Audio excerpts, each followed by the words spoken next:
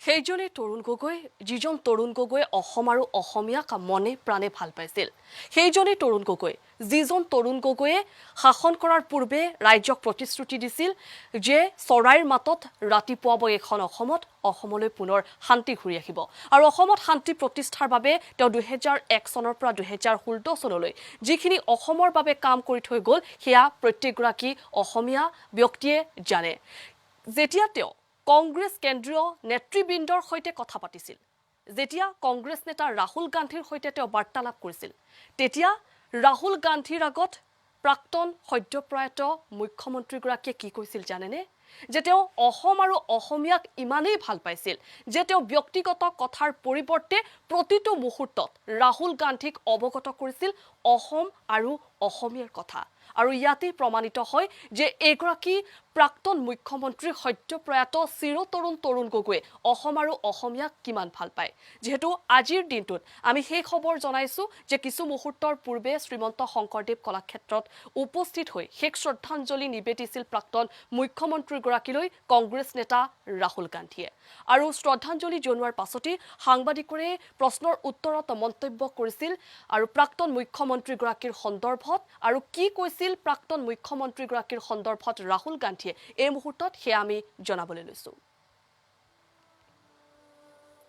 সদ্যপ্ৰয়াত তৰুণ গগৈৰ সন্দৰ্ভত ৰাহুল গান্ধীৰ মন্তব্য কি মন্তব্য আগবঢ়াইছিল সেয়া আমি ক'ব খুজিছো এই মুহূৰ্তত তৰুণ গগৈদেৱ মোৰ শিক্ষক মোৰ গুৰু হিচাপে স্বীকাৰ কৰি আহিছিল তৰুণ গগৈক তেওঁৰ সৈতে মই বহু সময় কটাইছিলো ৰাহুল গান্ধীয়ে সাংবাদিকৰ প্ৰশ্নৰ উত্তৰত তেওঁ প্ৰকাশ কৰিছিল এই কথা অসমলৈ আহিলে তেওঁ কেতিয়াও নিজৰ কথা কোৱা নাছিল নিজৰ ব্যক্তিগত জীৱনৰ কথা কেতিয়াও কোৱা নাছিল প্ৰাক্তন মুখ্যমন্ত্ৰী সত্যপ্ৰয়াত তৰুণ গগৈ কেৱল ৰাজ্য অসমৰ কথা কৈছিল অসমীয়া ৰাইজৰ কথা কৈছিল তৰুণ গগৈ এগৰাকী প্ৰকৃতাৰ্থত হিৰো বহু কথাই শিকিব পাৰিছিল তৰুণ গগৈৰ পৰা আৰু তৰুণ গগৈৰ মানৱীয়তা দেখিছো ৰাজনীতিৰ ঊৰ্ধত মানৱতা কি সেয়া দেখুৱাইছিল এগৰাকী সত্যপ্ৰয়াত প্ৰাক্তন মুখ্যমন্ত্ৰীয়ে তেওঁৰ বিয়োগত মই খুব দুখ পাইছো এনেদৰে মন্তব্য কৰিছিল ৰাহুল গান্ধীয়ে আৰু ৰাহুল গান্ধীৰ মন্তব্যত স্পষ্ট হৈ পৰিছিল যে এগৰাকী নেতা যিগৰাকী নেতাই অসম আৰু অসমীয়াক কিমান ভাল পাইছিল সেয়া আচলতে ৰাজ্যবাসীয়ে জানে দ্বিতীয়বাৰ কোৱাৰ প্ৰয়োজন নাই তেওঁৰ যি কাৰ্যক্ৰমণিকা তেওঁ 15টা সুদীৰ্ঘ 15টা বছৰে ৰাজ্যত যি শাসন চলাইছিল শাসনৰ কালছোৱাত অসমৰ বাবে যিখিনি কাম কৰি থৈ গ'ল সেয়াই স্পষ্ট ৰূপত প্ৰতিফলিত হয় যে তেওঁ অসমৰ বাবে অসমীয়াৰ বাবে আচলতে কিখিনি কাম কৰি গৈছে আমি দেখুৱাইছিলো সেই বিশেষ দৃশ্য এই মুহূৰ্ততো দেখুৱাইছো আৰু গোৱাৰ পৰা গুৱাহাটীত উপস্থিত হৈছিল কংগ্ৰেছ নেতা ৰাহুল গান্ধী আৰু প্ৰিয় নেতাগৰাকীক শেষবাৰৰ বাবে শ্ৰদ্ধা নিবেদন কৰিবৰ বাবে গোৱাৰ পৰা ৰাহুল গান্ধী গুৱাহাটীত উপস্থিত হৈছিল বৰজাৰ বিমানবন্দৰ পোৱাৰ পাছতে তেওঁ পুনে ৰাওনা হৈছিল শ্ৰীমন্ত শংকৰদেৱ কলাক্ষেত্ৰলৈ যি স্থানত সদ্যপ্ৰয়াত প্ৰাক্তন মুখ্যমন্ত্ৰীগৰাকীৰ নশ্বৰ দেহ ৰখা হৈছে তাত তেওঁ শ্ৰদ্ধাঞ্জলি জ্ঞাপন কৰিছিল আৰু শ্ৰদ্ধাঞ্জলি জ্ঞাপন কৰাৰ পাছত তেওঁ ৰাওনা হৈছিল দিছপুৰৰ সদ্যপ্ৰয়াত গগৈৰ চৰকাৰী আৱাসগৃহলৈ য'ত তেওঁৰ বৰ্তমান মুহূৰ্তত পৰিয়ালবৰ্গ আছে পৰিয়ালবৰ্গক সাক্ষাৎ কৰিছিল শোকসন্তপ্ত পৰিয়ালবৰ্গলৈ তেওঁ সমবেদনা জ্ঞাপন কৰিছিল তাৰ পাছত পুনৰ উভতিছিল কংগ্ৰেছ নেতা ৰাহুল গান্ধীয়ে সেইগৰাকী তৰুণ গগৈৰ কথা এই মুহূৰ্তত আমি কৈ আছো যিগৰাকী তৰুণ গগৈয়ে 2001 চনৰ আগৰ যি পৰিৱেশ অশান্ত জৰ্জৰিত যি অসম সেই অসমত সেই সময়ছোৱাত কেৱল বন্দুকৰ শব্দত ৰাতিপুৱাইছিল সেই সময়ত চৰাইৰ কাকলিত কিন্তু ৰাতিপুৱা নাছিল গুপ্ত হত্যাৰ এক পৰিৱেশ সৃষ্টি হৈছিল সেই সময়ছোৱাত আৰু সেই সময়ছোৱাতে এইজন নেতাই ৰাইজৰ ওচৰত তেওঁ প্ৰতিশ্ৰুতি দিছিল যে তেওঁ অসমলৈ শান্তি ঘূৰাই আনিব তেওঁ অসমত শান্তি প্ৰতিষ্ঠা কৰিব আৰু তেওঁ অসমলৈ যি বাতাবৰণ সেই সময়ৰ বাতাবৰণ সলনি কৰি আচলতে নতুন এক অসমৰ সৃষ্টি কৰিব আধুনিক অসমৰ নিৰ্মাণ কৰিব তেওঁ পাৰিব সেই দৃঢ় বিশ্বাস সেই আত্মবিশ্বাস আছিল সেই সময়ত আৰু ৰাইজক সেই প্ৰতিশ্ৰুতি দিছিল আৰু তাৰ পাছতেই দেখিবলৈ পোৱা গৈছিল সেই প্ৰতিশ্ৰুতি তেওঁ আখৰে পালন কৰিছিল আৰু পৰৱৰ্তী সময়ত 2001 চনৰ পাছত 2001 চনৰ পূৰ্বৰ 90 দশকৰ যি অসমৰ পৰিস্থিতি সেই পৰিস্থিতি কিন্তু পৰৱৰ্তী সময়ত দেখিবলৈ পোৱা নাছিল শান্তিৰ কপৌ তাত দেখিবলৈ পোৱা গৈছিল অসমত দেখিবলৈ পোৱা গৈছিল পুনৰ শান্ত পৰিৱেশ উভতি আহিছিল আধুনিক অসমৰ জন্ম হৈছিল প্ৰতিটো মুহূৰ্তত ৰাজ্যবাসীয়ে মৰ্মে মৰ্মে উপলব্ধি কৰে যে অসম আৰু অসমীয়াক কিমান ভাল পায় তেওঁৰ প্ৰতিটো ভাষণ তেওঁৰ প্ৰতিটো বাৰ্তালাপ তেওঁৰ প্ৰতিটো কথাত স্পষ্ট হৈ পৰে যে কেৱল তেওঁৰ প্ৰতিটো মুহূৰ্তত অসম আৰু অসমীয়াৰ বাবে কাম কৰি যাব বিচাৰে তেওঁ ৰাইজৰ বাবে জিয়াই থাকিব বিচাৰে আৰু সেইবাবে আসলতে অসমবাসীৰ স্বাৰ্থতে তেওঁ দিল্লীৰ পৰা সংসদীয় ৰাজনীতিৰ পৰা ৰাজ্যৰ ৰাজনীতিলৈ তেওঁ ঢাপলি মেলিছিল আৰু তেওঁ প্ৰতিদ্বন্দ্বিতা আগবঢ়াইছিল জয়লাভ কৰিছিল আৰু এখন নতুন অসম গঢ়াৰ দিশে তেওঁ আগবাঢ়িছিল আৰু সেই লক্ষ্যত তেওঁ উপনীত হৈছিল যাৰ বাবে আসলতে এখন আধুনিক অসমৰ আমি আজি বাসিন্দা হ'ব পাৰিছো এই মুহূৰ্তত ৰাহুল গান্ধীৰ সেই বিশেষ মন্তব্যটো আমি আগবঢ়াব খুজিম যে ৰাহুল গান্ধীৰ ওচৰত গান্ধী পৰিয়ালৰ ওচৰত এইগৰাকী ব্যক্তিয়ে যিগৰাকী ব্যক্তি এটা ৰাষ্ট্ৰীয় দলৰ নেতৃত্ব এগৰাকী ৰাষ্ট্ৰীয় দলৰ নেতা কিন্তু সেই ৰাষ্ট্ৰীয় দলৰ নেতা হৈও তেওঁৰ মনত জাতীয়তাবাদ কিমান দূৰলৈ শিপাই আছিল তেওঁ অসম আৰু অসমীয়াক কিমান ভাল পাই আছিল সেই কথাটো স্পষ্ট যেহেতু হৈ পৰিছে ৰাহুল গান্ধীৰ মন্তব্যত গতিকে পুনে পুনে এই মুহূৰ্তত আমি চাই লওঁ আহক ৰাহুল গান্ধীৰ মন্তব্যটো Gogoiji was not just a leader of Assam, he was a formidable chief minister and he was a national leader. And he inspired us by bringing the people of Assam together and by bringing peace to this state. He did a great service for Assam and he did a tremendous service for India. Myself personally, as I said in the tweet yesterday, I spent many hours with Gogoiji and he was my teacher, my guru, and he explained to me like nobody can, I would say, what Assam is, what the people of Assam are, the complexities of this state, the beauty of this state. Gaurav is his son, but he treated me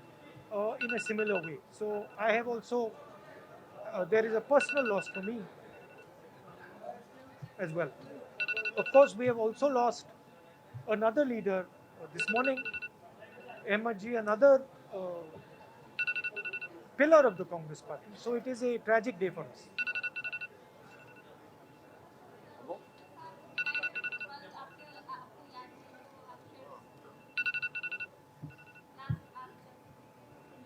नहीं देखिए जब भी मैं आसाम आता था तो गाड़ी में हम उनके साथ बैठते थे और घंटों के लिए बैठते थे और वो एक मिनट अपनी बात नहीं करते थे वो हर पल असम की बात करते थे असम के लोगों की बात करते थे अलग अलग असम के बारे में उनकी व्यूज़ थी तो एक प्रकार से मुझे लगता था कि अगर आप गोगोई जी से बात कर रहे हो तो आप एक व्यक्ति से नहीं बात कर रहे हो आप असम से बात कर रहे हो क्योंकि उनके लिए सब लोग एक जैसे थे वो फीलिंग उनके दिल में थी वो कांग्रेसी थे वो दिल में थी कि ये असम सब धर्मों का है सब लोगों का है सब भाषाओं का है वो उनके दिल में थी तो बहुत सीखने को मिला और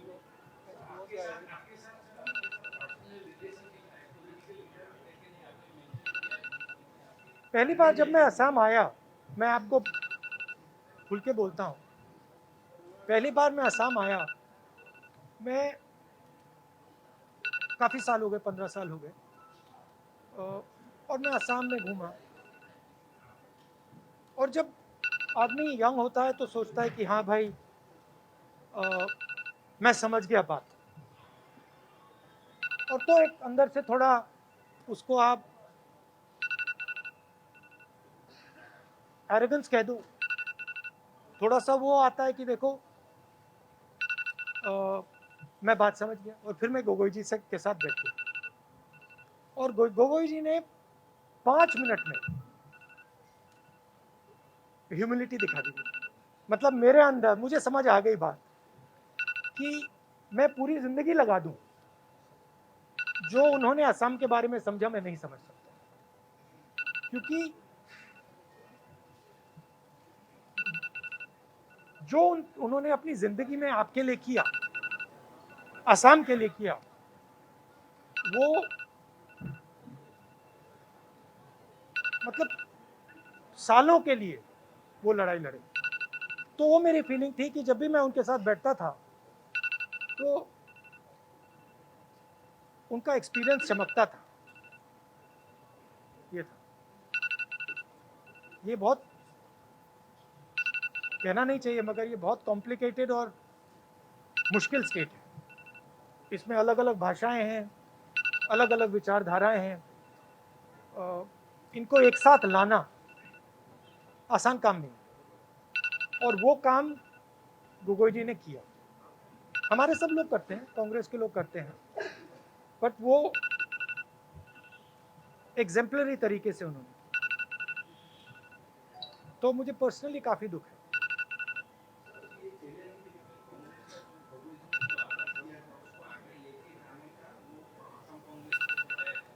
नहीं, देखिए चैलेंज नहीं है, चैलेंज नहीं है, क्योंकि गुरु ने अपने शिष्यों को सिखा रखा है, असम के कांग्रेस को सिखा रखा है। तो असम की कांग्रेस उनके विचारों पर खरा उतरेगी, वो तो सवाल ही 100% होगा। मगर दुख तो है कि उनके साथ शायद थोड़ा और आसान हो जाता। हाँ, लास्ट बात, अब बीमार होने से पहले, जब बीमार थे तो नहीं कर पाया, क्योंकि उनकी कंडीशन इतनी ठीक नहीं थी। गौरव से तो मैं ऑन ऑफ बात करता रहता था सिचुएशन।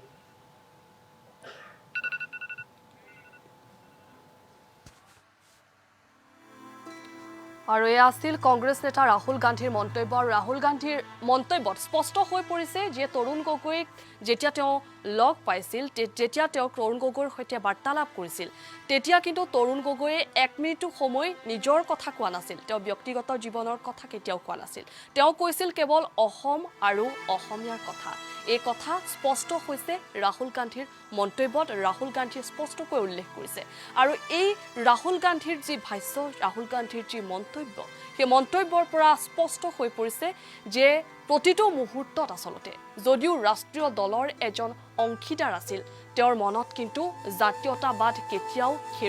হেৰাই যোৱা নাছিল। প্ৰতিটো মুহূৰ্তত জাতীয়তাবাদ আগত ৰাখি তেওঁ ৰাষ্ট্ৰীয় দলৰ হৈ কাম কৰিছিল, আৰু কেন্দ্ৰত ৰাজ্যৰ প্ৰতিটো বিষয়, ৰাজ্যৰ প্ৰতিটো সমস্যা সহৃদয়তাৰে উত্থাপন কৰিছিল। অসম আৰু অসমীয়াৰ